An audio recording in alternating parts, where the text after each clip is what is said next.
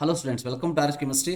So ಬಹಳ important ಒಂದು update from the KEA ಅಂತಂದರೆ, ಸೊ ಯಾರ್ಯಾರು CBSE, ICSE, IGCSE ಮತ್ತು ನಾಟಾ ಎಕ್ಸಾಮಿನೇಷನನ್ನು ಬರೆದಿದ್ದೀರಿ ಅವರೆಲ್ಲರೂ ಕೂಡ ತಮ್ಮ ಮಾರ್ಕ್ಸ್ಗಳನ್ನು ಎಂಟ್ರಿ ಮಾಡಬೇಕು. ಸೊ ಇದರ ಜೊತೆಗೆ ಯಾರು ಈ ವರ್ಷ ಬಿಟ್ಟು 2023 ಬಿಟ್ಟು ಹಿಂದಿನ ವರ್ಷಗಳಲ್ಲಿ ಪಾಸ್ ಆಗಿದ್ದೀರಿ, ಅದು ಕರ್ನಾಟಕದ ಬೋರ್ಡ್ ಇರ್ಬೋದು, ಯಾವುದೇ ಬೋರ್ಡ್ ಇರ್ಬೋದು, ಸೊ ಅಂಥವರು ಕೂಡ ಮಾರ್ಕ್ಸ್ ಎಂಟ್ರಿಯನ್ನು ಮಾಡೋದಕ್ಕೆ ಲಿಂಕನ್ನು ಸೊ KE ವೆಬ್ಸೈಟಿನಲ್ಲಿ ಕೊಡ್ತಾರೆ. ಸೊ 31ನೇ ತಾರೀಕಿನ ಒಳಗೆ ನೀವು ಮಾರ್ಕ್ಸ್ ಎಂಟ್ರಿಯನ್ನು ಮಾಡಬೇಕು.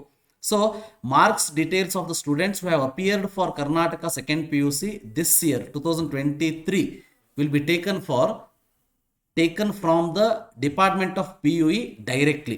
Okay, so second PUC annual examination ಈ ವರ್ಷ ಬರೆದಂಥ ಅಭ್ಯರ್ಥಿಗಳ ಮಾರ್ಕ್ಸನ್ನು ಡೈರೆಕ್ಟ್ಲಿ PUE ಇಂದ KEAದವರು ತಗೊಳ್ತಾರೆ. ಬಟ್ ಅದಕ್ಕಿಂತ ಮುಂಚೆ ಯಾರ್ಯಾರು ಪಾಸ್ ಆಗಿದ್ರಿ ಅವರೆಲ್ಲರ ಮಾರ್ಕ್ಸ್ಗಳನ್ನು ನೀವು ಎಂಟ್ರಿ ಮಾಡಲೇಬೇಕಾಗ್ತದೆ.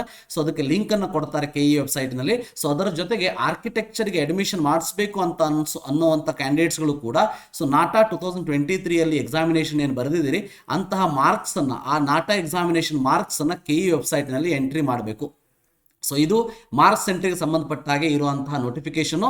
ಸೊ ಬಹಳ ಕ್ಲಿಯರ್ ಕಟ್ ಆಗಿ ಹೇಳ್ತಾ ಇದ್ದೀನಿ, ಈ ವರ್ಷ ಸೆಕೆಂಡ್ PUC ಕರ್ನಾಟಕ ಬೋರ್ಡಿಂದ ಪಾಸ್ ಆಗಿರುವಂಥ ಅಭ್ಯರ್ಥಿಗಳು ಎಂಟ್ರಿ ಮಾಡುವಂಥ ಅವಶ್ಯಕತೆ ಇಲ್ಲ. ಉಳಿದವರೆಲ್ಲರೂ ಕೂಡ ಹಿಂದಿನ ವರ್ಷದ ರಿಪೀಟರ್ಸ್ಗಳು ಕೂಡ ಎಲ್ಲರೂ ಕೂಡ ಮಾರ್ಕ್ಸನ್ನು ಎಂಟ್ರಿ ಮಾಡಬೇಕು. ಆರ್ಕಿಟೆಕ್ಚರ್ದವರಿಗೆ ನಾಟಾ ಮಾರ್ಕ್ಸನ್ನು ಕೂಡ ಇಲ್ಲಿ ಎಂಟರ್ ಮಾಡಬೇಕು. So thank you for watching. Have a nice day.